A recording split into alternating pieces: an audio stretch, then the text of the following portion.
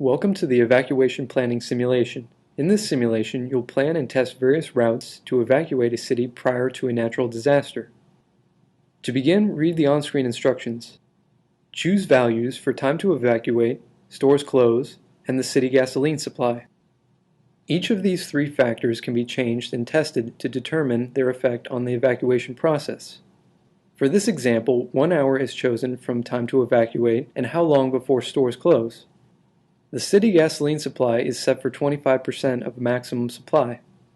Next, plan your evacuation routes from the inner city points 1 and 2 located at the bottom of the screen. To implement your planned route on the city map, click on a red X. Please note that the X changes to a green arrow pointed in one direction. Click on the green arrow if you want to change the arrow's direction. The arrows point to the evacuation route that vehicles will take as they leave the city. Once you're happy with the evacuation route, click the Start button. Vehicles will begin exiting the city. Note that the vehicles change color based on their current fuel level.